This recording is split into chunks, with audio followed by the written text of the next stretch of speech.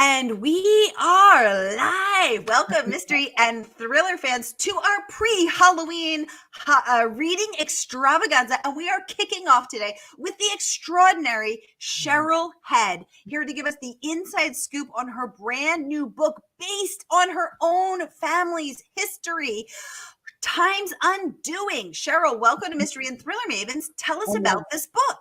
Thank you very much, Sarah. Oh, I'm excited to talk to you about the book. So Time's Undoing is based on an actual incident in my family, a tragedy, actually. It's a story I thought about writing for decades and talked to my mother about writing. In 1929, an African-American man, a black man, Negro they called him then, was killed by Birmingham, Alabama police. That's my grandfather. I have fictionalized this story, set it in two timelines. 1929, his voice, and in 2019, the voice of his great-great-granddaughter, who is a journalist, a newspaper journalist with the Detroit Free Press. She goes back to Birmingham and spends a couple of weeks, and her goal is to find the clues that would help her resolve the mystique that has surrounded her great-grandfather's death in her family. And she meets a bunch of people who help her. She finds a little bit of romance. She finds some danger, obviously. This is crime fiction. And in the 1929 story, we follow the man, his name is Robert Harrington, in his last months in Birmingham, Alabama, with his wife, his pregnant wife, and his 2-year-old daughter, and the community he builds before his demise. It's a story about a man's death, but it is not a sad story. I believe it's poignant in that there is lots about Black community, Black joy, and Black family, and it resolves in a way that I think is very satisfying to the reader and cathartic for me, for sure. Well, I can't wait to get into every delicious detail, as well as the incredible praise that your book has earned. Starred review from Booklist, review from NPR, Detroit Free Press, Tampa Bay Times, South Florida Sun Sentinel, Criminal Element. We got so much to talk about, as well, of course, as an incredible array of authors. And I can't wait to get into all of it, because there's just is so much to talk about here, Cheryl. But first, I just want to welcome everyone. So we are broadcasting live to 7 different destinations across Facebook and YouTube. So, hey, crime fiction loving friends, no matter where you are, you're in the right place. This is the right time. It is Mystery Monday. And on this pre-Halloween extravaganza, we are uncovering all the most delicious things in crime fiction. If you've been here before, you know how it works. Get those questions going in the comments. And if you're new, friends, we're so happy to have you. Get any questions you have for Cheryl just going in the comments. Let's kick right off. Renee joining us from Facebook saying, hi, Sarah and Cheryl from beautiful Southeast Florida. Yes, love it. And Cheryl and I are big dog fans as well, Renee. So good to see your pups there in your profile picture. And I have family in Florida, so wonderful to see a Floridian. Yeah, we got some wonderful praise from Florida coming in for this book, which we'll get into as well. And oh my goodness, we have Queen Tracy Clark joining us from YouTube. Yay, Tracy. Hide. She says, excellent book. I loved Time's Undoing. I loved it as well. Tracy, thank you for joining us today. It's always such a pleasure to have you. And let's take a peek at exactly what the incredible Tracy Clark loved about this book. I'm going to pop it up so we can all read it together.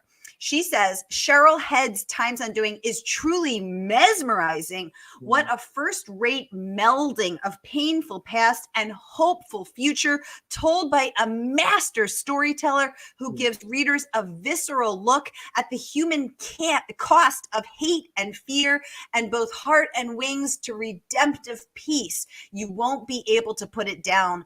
I couldn't. Tracy Clark weighing in. I loved that beautiful review, especially beautiful words, the juxtaposition of the cost of fear and hate, and the heart and wings to redemptive peace. The heart and wings to redemptive peace. She must be a writer or something. She must be an award-winning author. I've had the incredible honor of hosting Queen Tracy many times, and I look forward to hosting her for her next one. Tracy, I'm coming for you. I can't wait. Margaret Ponnard joining us from the West Coast saying, hey, Cheryl, nice to see you on here.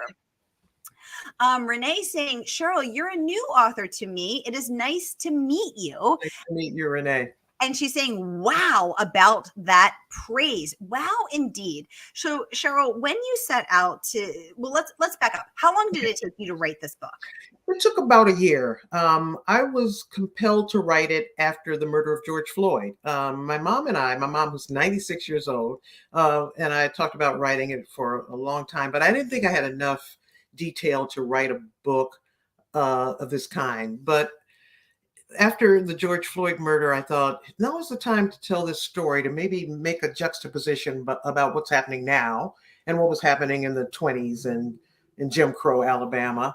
And I think it was the day after his murder, I started writing this book, and I wrote every single day until it was finished. Writing for 3 or 4 hours in the morning and researching for 3 or 4 hours in the afternoon. Wow. Oh my goodness. So wow, because I remember how raw I felt in the wake of George Floyd's murder, how raw we all felt, and that you were able to channel that into your writing. 3 to 4 hours a day of research, 3 to 4 hours a day of writing. Wow. Renee saying, God bless your mom, Cheryl. She must have been, she said, that is amazing. That must have been, I mean, tell us about what your mom said or felt when the book came out. It was, I started writing it before I told her, and I finally called her and said, I'm in DC, she's in Florida. I said, Mom, I'm writing Grandpa's story. And she said, oh, great. And I said, I'll keep you updated on it. By the second week, she was calling me every day asking if I was writing it. And so we got into the habit of me reading what I wrote that day. So she became kind of my co-writer for a while. She would say to me, sometimes she would say, it didn't happen that way. And I said, Mom, it's fiction. And then other times she would say, did you imagine that? That's so wonderful. And I would say, thanks, Mom. So it turned out to be a wonderful collaboration, another way for us to connect around her father. This was her father who was killed. And I didn't really know him, and she didn't either because she was so young, but it helped us to have a different way to think about him. We were thinking about his life rather than his death, and it was just very cathartic for both of us. Now, Cheryl, tell us about the research. You said you didn't know much about the 1920s. When you started the process, you were researching 3 to 4 hours a day. Yeah. Where did you start? Yeah. So the first thing I did was to say to my mom, I'm going to need to call you and ask you some of the questions about Grandpa. I know you've told us about him over the years, but I'm going to have some specific questions as I'm writing. So I would call her often and ask her questions. She started remembering new things in the process of this. So I did some oral histories with her.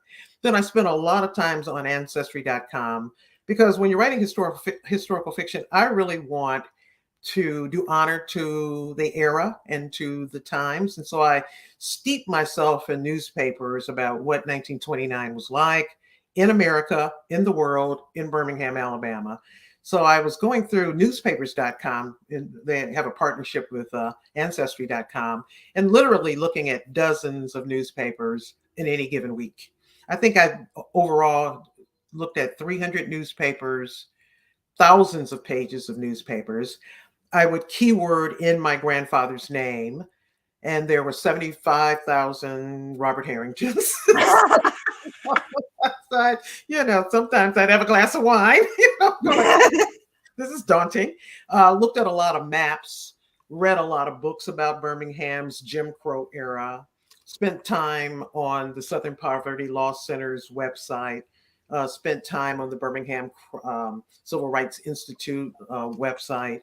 Looked at city directories of the era, trying to find out where my grandfather might live. It was a daunting task. The newspapers in particular, it was tedious.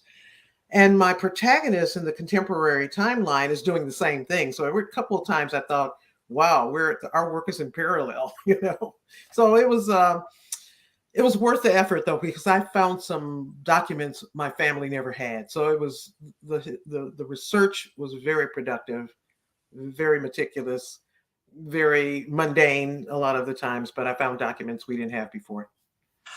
Like what kind of documents? Like I had heard about my grandfather through my mom's telling and my grandmother's telling.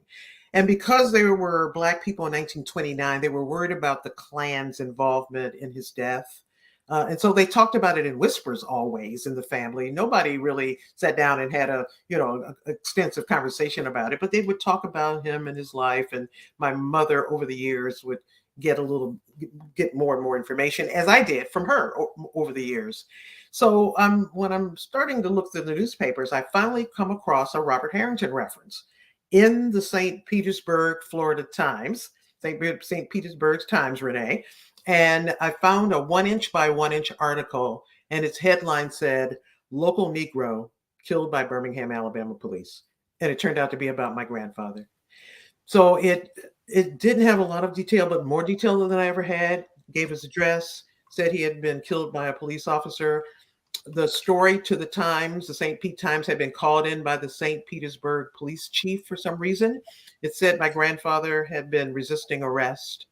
And then it said, the last line I'll always remember, "No other details are known at this time." Mm. The good thing about this article, beyond it proving what my grandmother had been saying all these years, is it gave a date for his death, which we never had. And because I had that date, I was able to get his death certificate for the first time in 90 years. Wow. Cheryl, bring us into the moment when you found that article, when you were staring at that article on the screen and you realized that is your grandfather. It was mind-boggling. I was, startled. I remember just sitting like this back and just sitting there quietly for a half an hour, then crying, and then getting up to go tell my partner that I found it, and then sending an email to my brothers and sisters to say I had found the article. And then I waited until the next day to call my mother because I wanted to have the right words to say to her about it, and I didn't want to be overly emotional. Mm. And she said, I remember she said, "Thank God." And she said, "You were meant to write this story." Mm. Yeah, I feel emotional now thinking about it. Yeah. And what an incredible moment that 100 years later, the murder of another Black man by police spurs you to uncover the story. I mean, I have goosebumps of your own grandfather's murder. I was with some writers last week in Nashville, and one of the writers said, some stories just demand to be written. And I think this was one of those stories for me. It had always nudged at me, and Birmingham had always nudged at me. And so writing it really felt like, the culmination of a lifetime yearning.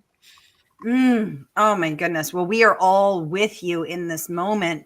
Leacha Haney, welcome to the conversation, saying, wow, what a way to learn something about your grandfather. Renee, I mean, sobbing with you and for him, and yes to all of that, saying, and then learning that through this date of this murder that you had never had before, able to get the death certificate.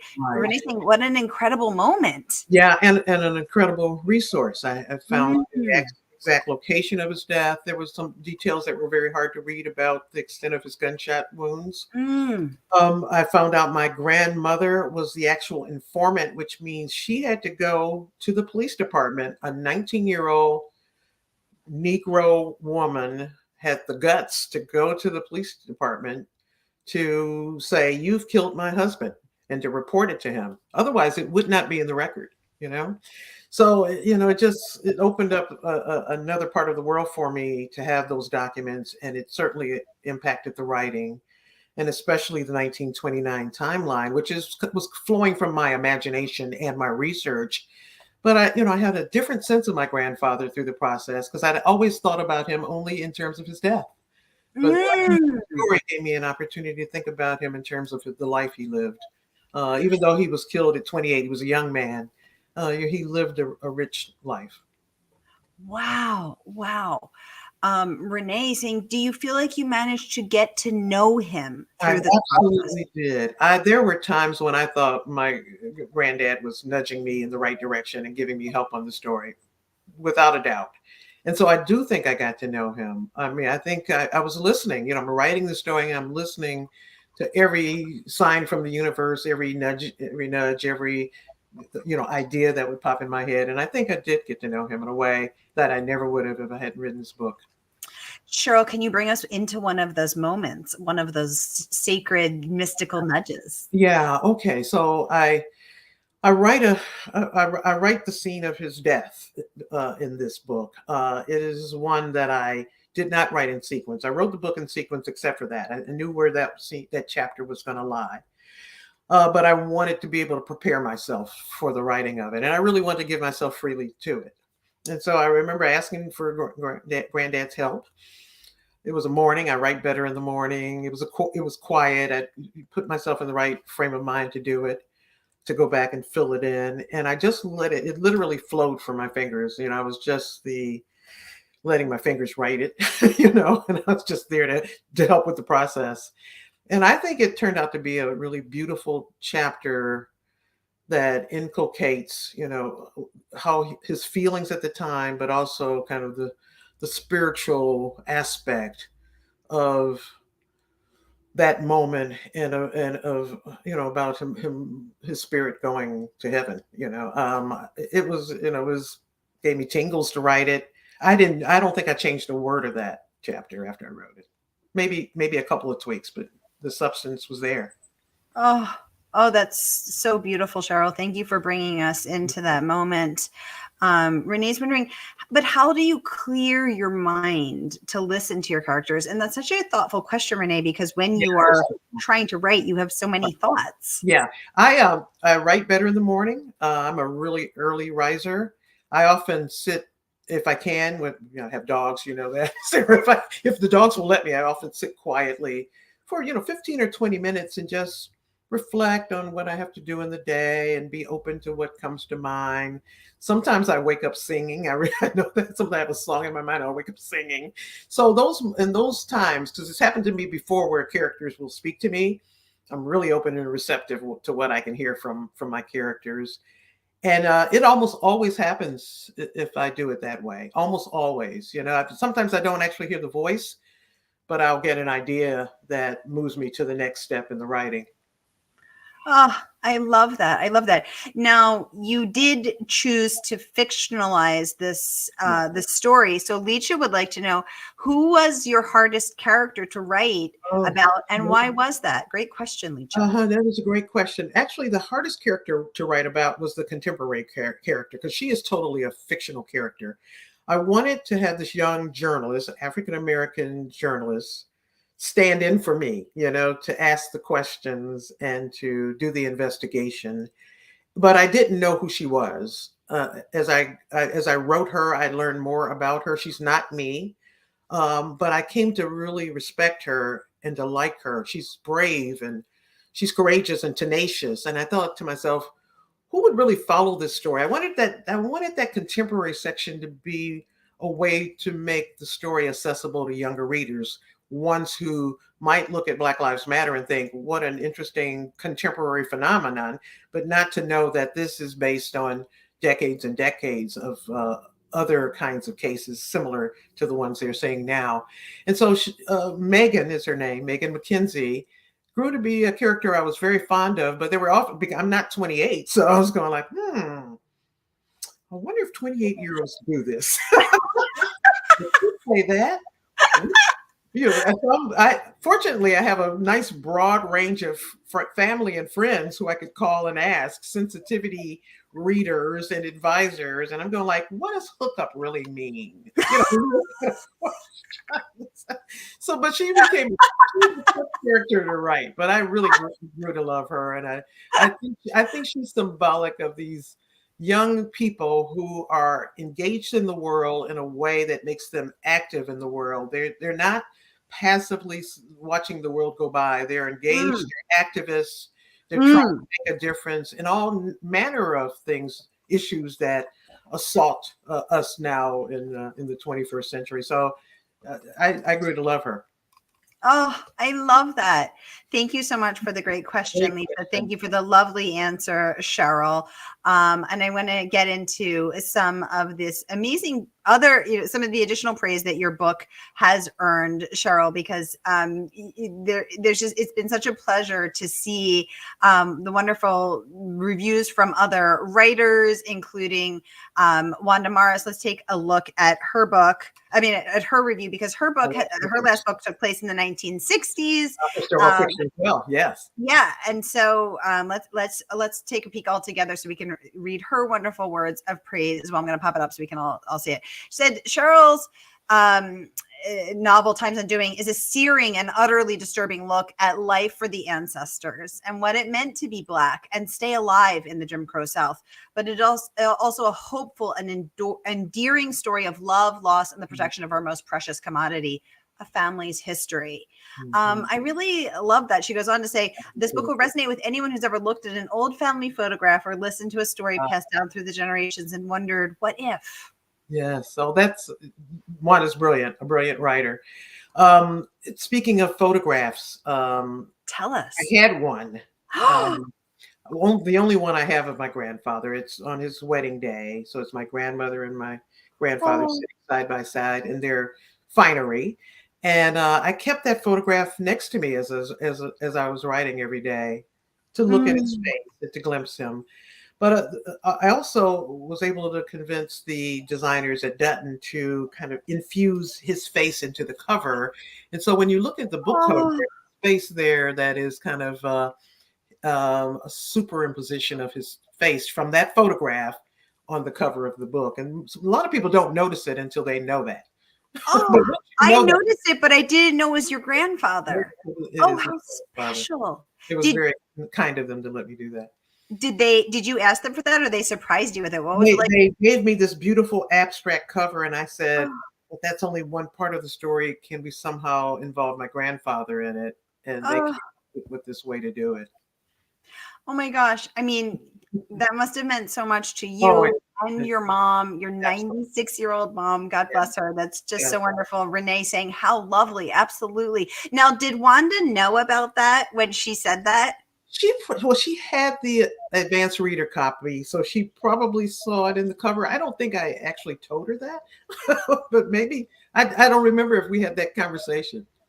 Well, I love that she honed in on that, because I think all of us who love family history look at those photos and do wonder. And what an incredible moment. I've had the pleasure of hosting Wanda for both of her books, and to see her wonderful words of praise, for you in this book is just such a full circle moment. And she is not the only one. Let's take a peek of what Yasmin Ango, another of my favorite writers who I've had the pleasure of hosting for all three of her books, also weighing in with some wonderful words of praise. I'm going to pop that up as well. Nina Knight. I'm a big fan of Nina Knight. Nina Knight. Yasmin Ango, the creator of Nina Knight, says Cheryl Head's Time Undoing is a poignant tale of one family's generational trauma and the strength and bravery of woman's quest to uncover her history, her truth, and to finally find healing for her family. This is a story told in the most eloquent and gut-wrenching of ways, leaving me completely undone. I see what you did there, Yasmin, with the Times Undoing.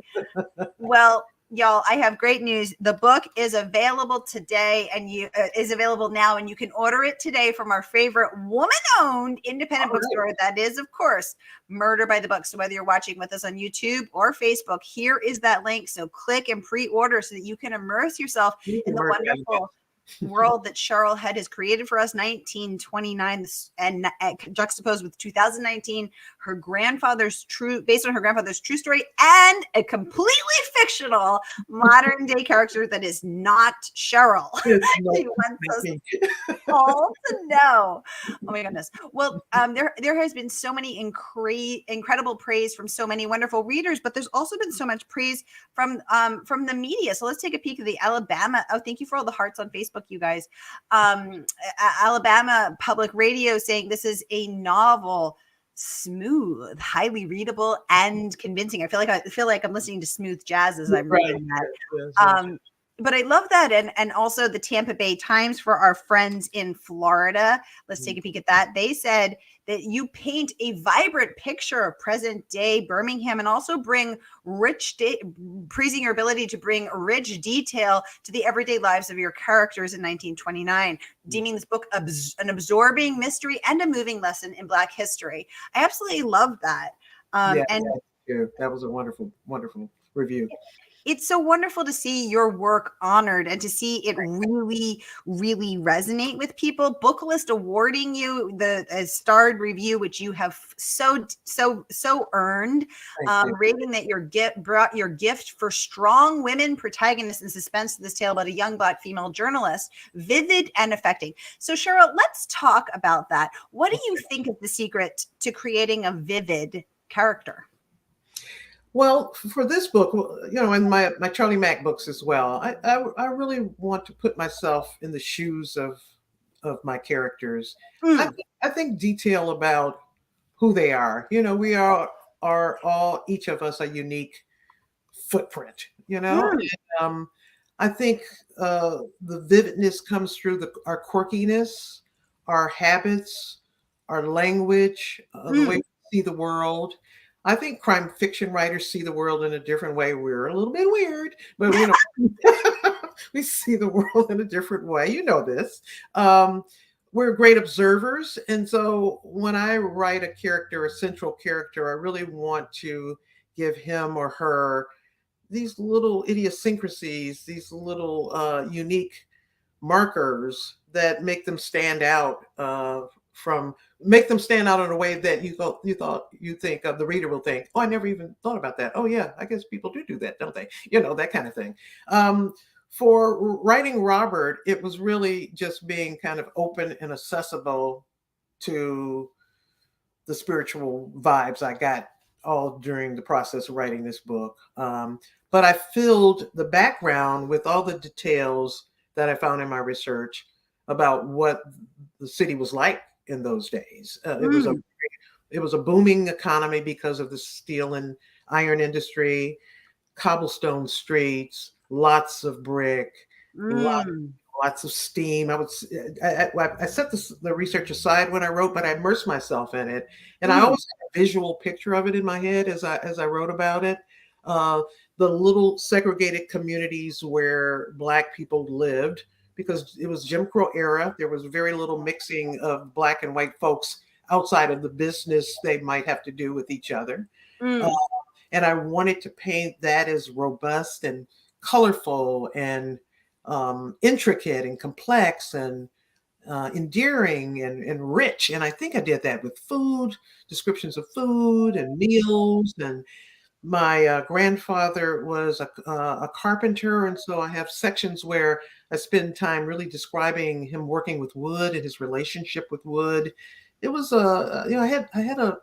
there were times when felt very like almost like making music to write part of the book. There were the tough times, and there were these really organic music making times for me. I love the idea of that feeling like music. Renee saying, thank you for sharing this with us. Yes, it's so beautiful and so heartfelt. Leach is saying, thank you for answering her questions. That's what we're here for, y'all. Connect readers and writers, connect you to your favorite writers and introduce you to your next favorite writers and get down into this. Leach has a question. She wants to know, did you come up with the title of your book? I did. And it shows up in the copy of the book. And I can't even remember where now when I think about it. I'm like, where was that in the book? But it shows up there. And the publisher asked me, do you really want to keep that title? And I was clear I did. It like some other aspects of the book, that one came from a voice, and I wanted to keep it. I think it says it's an abstract kind of a title, but Mm. I think it says a lot about understanding that time is and temporal things are not permanent things, and Ooh. that things can reach across the generations to touch us. And so I wanted to get rid of this notion that we are in a place that's fixed and static. Mm. I don't think it is. You and I, have spoken about how these 20s were so important Mm. to where we are now. It's almost like a space in time where it's a warning sign to us. I think we're at a time, this is a warning about the things we must do to take care of our planet, to stay vigilant about social justice, to stay Mm. about the things that connect us as humans. And so, I don't think time is permanent. I think it's fluid. What does James Taylor say in his book, in his song? He talks about. He says Einstein says we'll never understand it all. You know, I think of time as fluid. I love that. And I think also we're also at a very dangerous time where I'm seeing a growing trend of people not wanting to look back at the harder parts of history, or the Exactly. dangerous or the painful or the ugly.